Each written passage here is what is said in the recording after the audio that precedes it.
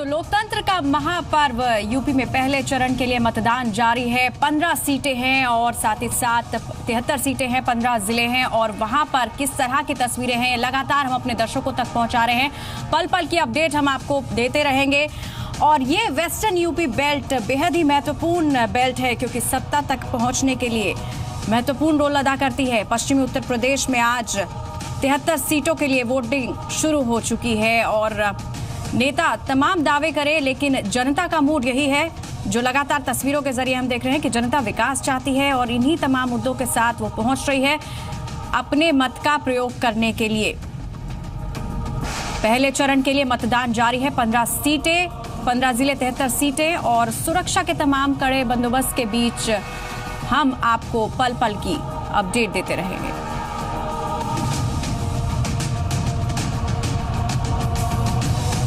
नोएडा के नवादा गांव से बड़ी खबर आ रही है। यहां ईवीएम मशीन खराब होने की वजह से वोटिंग अब तक शुरू नहीं हो पाई है। तो नोएडा में नवादा गांव है लेकिन यहां पर तस्वीर कुछ इस तरह से है कि यहां ईवीएम मशीन में कुछ प्रॉब्लम आ गई है, खराबी आ गई है और इसी की वजह से अभी तक यहां पर वोटिंग शुरू नहीं हो पाई है। जाहिर सी बात है जो अपना मत का प्रयोग करने आए होंगे वोटर्स, वहां उन्हें कतार में लगना पड़ रहा होगा, इंतजार करना पड़ रहा होगा। सुबह सुबह वो पहुंच चुके होंगे लेकिन अभी तक वो अपने मत का यहां प्रयोग नहीं कर पाए हैं क्योंकि ईवीएम मशीन यहां की खराब हो गई है और इसी वजह से यहां अभी तक नोएडा के नवादा गांव में वोटिंग शुरू नहीं हो पाई है। तो नोएडा वैसे भी बेहद ही हॉट सीट है और बीजेपी का हालांकि इस पर दबदबा रहा है। नवादा गांव की बात कर रहे हैं हम, ईवीएम खराब हो गई है। यहाँ पर अमित चौधरी हमारे साथ। अमित, क्या कह रहे हैं, कब तक ये मशीन ठीक हो पाएगी, क्या देख पा रहे हैं वहां पर, क्योंकि अभी तक वहां पर मतदाता अपने मत का प्रयोग नहीं कर पाए हैं?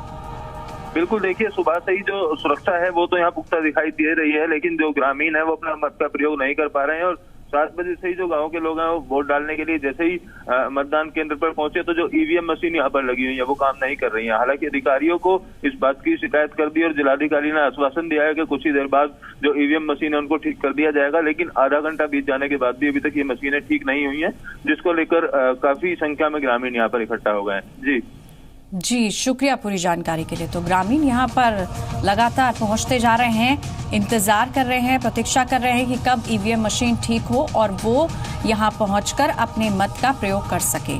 और ये तस्वीरें आप देख रहे हैं कि जिस तरह से लगातार अलग अलग क्षेत्रों में अलग अलग सीटों पर लोग पहुंच रहे हैं और मतदान कर रहे हैं। सुबह से ही वो यहाँ पहुंच चुके हैं, चाहे बच्चे हो, युवा वर्ग हो, बूढ़े हो, सभी यहाँ पहुंचकर अपने मत का प्रयोग कर रहे हैं। हालांकि नोएडा से के नवादा गांव से खबर यह है कि ईवीएम मशीन यहाँ खराब हो गई है और यहाँ पर अभी तक वोटिंग शुरू नहीं हो चुकी है।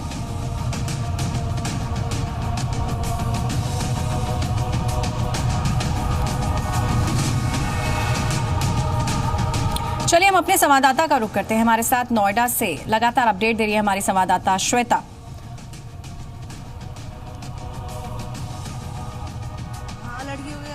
लगातार अपराध बढ़ते जा रहे हैं, उनके लिए अर्थव्यवस्था सही हो, उनके लिए नौकरी वगैरह की व्यवस्था अच्छी हो, इसलिए।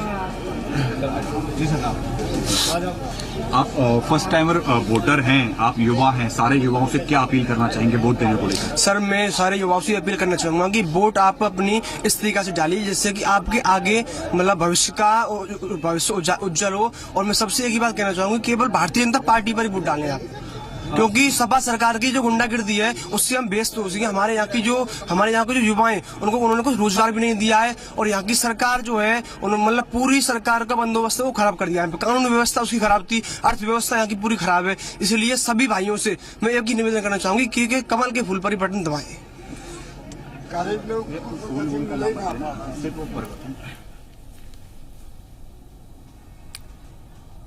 चलिए तस्वीरों के साथ साथ हम अपने संवाददाता का भी रुख करते हैं। हमारे साथ नोएडा से श्वेता बनी हुई है और साथ ही साथ हमारे साथ फिरोजाबाद से हमारे संवाददाता ब्रिजेश बने हुए हैं। ब्रिजेश का रुख कर लेते हैं। ब्रिजेश, फिरोजाबाद की बात करें, 5 विधानसभा सीटें हैं यहाँ पर और यहाँ अगर पिछले चुनावों की कुछ बात करें तो 3 अलग अलग पार्टियों को इसमें जनादेश मिला है। यहाँ के समीकरणों को थोड़ा सा बताइए और जिस तरह से आप तस्वीरों के जरिए दिखा रहे थे कि जनता का जो मकसद यही है कि जनता को विकास चाहिए, क्या कुछ और जनता के दिलो दिमाग में है, क्या क्या वो मुद्दे हैं जिन्हें सोचकर जनता यहाँ पर पहुंच रही है अपना मत का प्रयोग करने के लिए। बिल्कुल, देखिए, अगर हम फिरोजाबाद सीट की बात करें तो फिरोजाबाद में कुल मिलाकर 5 विधानसभाएं हैं। 5 में से 3 विधानसभाएं ऐसी हैं जिसमें समाजवादी पार्टी का कब्जा है। जो फिरोजाबाद सदर सीट है उस सीट से जो है बीजेपी का कब्जा है, और इसके साथ ही जो है जो टुंडला विधानसभा सीट है वो बीएसपी का कब्जा है। लेकिन इस बार जो समीकरण है वो पूरी तरीके से उलझे हुए हैं। दरअसल यहां पर भी जो कास्टिंग फैक्टर है वो सबसे ज्यादा हावी रहता है। लेकिन इस बार जिस तरीके से लोग तमाम बड़े नेताओं ने दल बदल किया है, समाजवादी पार्टी ने अपने 2 सिटिंग एमएलए के टिकट काट दिए हैं। इसके साथ ही बीजेपी ने 4 जो मतलब 5 में से 4 विधानसभा सीटों में जो टिकट दिए हैं वो बीएसपी से आयातित कैंडिडेट्स को टिकट दिए हैं। तो नाखुशी हर तरफ है, भीतरघात हर तरफ है। बागी इस पूरे उसमें जो है बड़े लेवल पर जो है कहीं ना कहीं जो फर्क डालेंगे। अगर जसराना विधानसभा की बात करें तो यहां से रामवीर यादव जो समाजवादी पार्टी से विधायक थे 4 बार, उनका टिकट काटा गया और वो लोकदल से ताल ठोक रहे हैं। समाजवादी पार्टी को हराने के लिए पूरी तरीके से पुरजोर कोशिश कर रहे हैं। मैं सिकोहाबाद सीट पर हूं। ये सिकोहाबाद विधानसभा वो विधानसभा है जो 93 में मुलायम सिंह यादव यहां से विधायक बने थे, उसके बाद मुख्यमंत्री बने थे। तो बेहद ही अहम सीट है।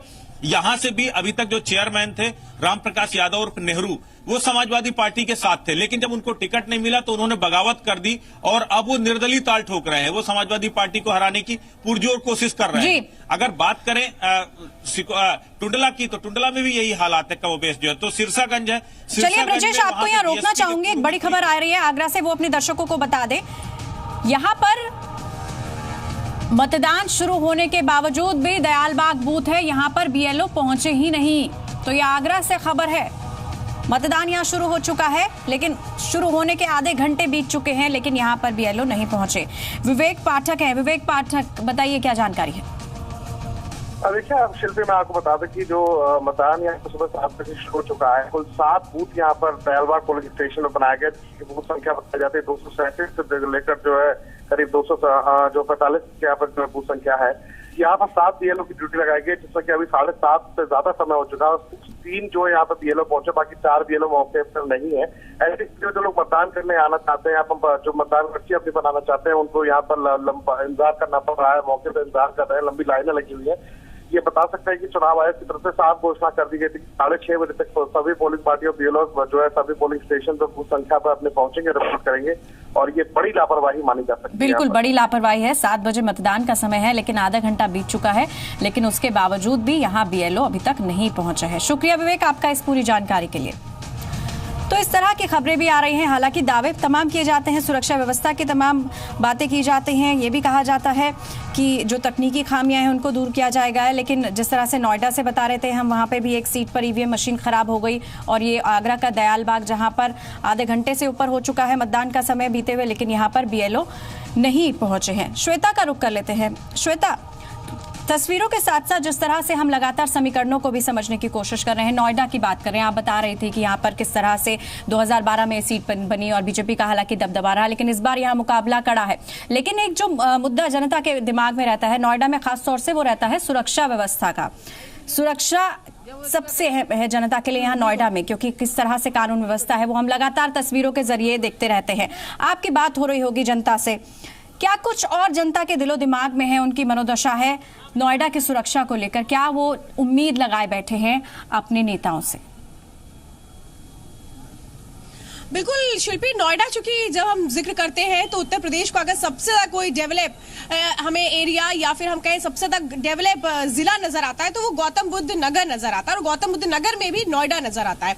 नोएडा जहां चकाचौंध है, जहां पर आईटी हब है, हर लिहाज से अगर हम देखें तो यहाँ पर लोग आगे बढ़ते हुए नजर आते हैं। और इसीलिए यहाँ पर अगर हम शहरी क्षेत्र की बात करें तो 70% वो आबादी है जो वोट कास्ट करने में अपनी एक अहम भूमिका भी निभाती है। लेकिन वही नोएडा हमें एक दूसरी तस्वीर भी देता है, जो यहाँ पर छोटे छोटे गांव हैं, वो ये दिखाते हैं कि वो किस तरीके से उस चकाचौंध के बीच आज भी विकास की राह को तरसते नजर आते हैं। और ये चीज हमें यहाँ पे भी देखने को मिल रही है। जो लोग भी यहाँ पर आ रहे हैं वो यही कहते हैं कि एक तरफ वो नोएडा है जहां पर मॉल्स है, जहां अच्छी सड़कें हैं, जहां लोग एजुकेटेड हैं, तो उन तमाम चीजों के बीच में क्यों एक तरह से ये एरिया अभी भी उन चीजों से मरहूम नजर आता है। लेकिन बहुत अहम हो जाता है शिल्पी, जैसा आपने जिक्र भी किया, क्योंकि इस बार मुकाबला बहुत दिलचस्प है। समाजवादी पार्टी और कांग्रेस चुनावी मैदान में एक साथ है और अगर हम नोएडा का ही चूंकि जिक्र कर रहे हैं तो समाजवादी पार्टी यहाँ पर है और यहाँ पर सुनील चौधरी है, जिनको 2012 में भी जिन्होंने टिकट हासिल किया था, तीसरे नंबर पर हालांकि वो रहे थे और इस बार भी समाजवादी पार्टी ने उनको ही चुनावी मैदान में उतारा है।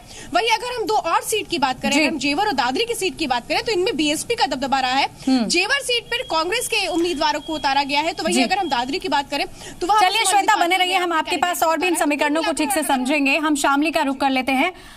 हमारे साथ श्रवण हमारे संवाददाता जुड़ गए हैं। श्रवण, शामली और यहाँ की अगर एक सीट, खासतौर से कैराना सीट बहुत ही महत्वपूर्ण सीट है यहाँ, और यहाँ पर बीजेपी की मेन कैंडिडेट है मृगांका सिंह।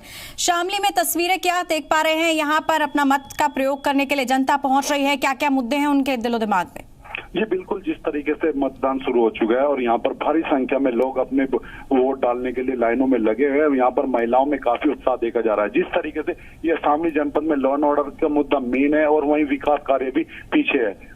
लोगों का साफ तौर से कहना है कि एक अच्छी सरकार हो, भ्रष्टाचार मुक्त हो और एक अच्छी सरकार जो उनके आने वाले फ्यूचर को अच्छा करे और प्रदेश में विकास कार्यों की लहर दौड़े। उन लोगों का साफ तौर से कहना है कि अब की बार हम परिवर्तन चाहते हैं और परिवर्तन के साथ साथ एक अच्छी सरकार चाहते हैं। अब देखना होगा किस तरीके से आने वाले टाइम में एक अच्छी सरकार बनेगी और प्रदेश को विकास और भ्रष्टाचार मुक्त के साथ साथ लॉ एंड ऑर्डर को भी शांत करेगी। जी चलिए, शुक्रिया आपका इस पूरी जानकारी के लिए। बागपत का रुख कर लेते हैं। सर्वेश हमें वहां की तस्वीरें दिखा रहे हैं। बागपत विधानसभा सीट आरएलडी के दबदबे वाली सीट रही है, लेकिन उसके बाद यहां कुछ समीकरण बदले भी, क्योंकि हेमलता चौधरी बीएसपी की पहुंची, उन्होंने दबदबा तोड़ा। जाटलैंड है बागपत। और सर्वेश बताइए, यहां जनता क्या चाह रही है? तस्वीरें आप दिखा रहे थे किस तरह से तमाम सुरक्षा व्यवस्था के बीच यहां लोग पहुंच रहे अपना मत का प्रयोग करने के लिए, और क्या कुछ मुद्दे हैं जनता के दिलो दिमाग में यहाँ? जी बिल्कुल, देखिए इसके लिए मैं जनता से बात करूंगा, खासकर उन लोगों से जो वोट करके यहाँ पर आ रहे हैं। आपको ये भी बता दें कि ये 1997 के बाद से, जिला बनने के बाद से सबसे अधिकतर सीटें जो यहाँ की रही हैं वो रही हैं हमेशा आरएलडी के पास। लेकिन 2012 के लोकसभा विधानसभा चुनाव में देखा जाए तो बागपत और बड़ौद बीएसपी के आरएलडी से निकल के बीएसपी के हाथ चली गई और लोकसभा भी 2014 में निकल गई। उसके बाद कहीं न कहीं अजीत सिंह की, यानी चौधरी आरएलडी के अजीत सिंह की जो अपनी साख है वो बचानी मुश्किल हो गई थी। और जिस तरह से आज यहाँ पे लोग उत्साह के साथ मतदान कर रहे हैं, तो ये तो माना जाएगा कि मतदान में लोग बढ़ चढ़ के भाग ले रहे हैं। लेकिन अब की बार ये लोग चाहते क्या हैं? जी सर्वेश, हम आपको रोकना चाहेंगे और ये तस्वीरें हम दिखा रहे हैं अपने दर्शकों को। श्रीकांत शर्मा मथुरा से बीजेपी के यहाँ पर अपना मत का प्रयोग करने के लिए पहुंच चुके हैं। वृंदावन सीट से हैं श्रीकांत शर्मा और यहाँ वो पहुंचे हैं जनता के बीच।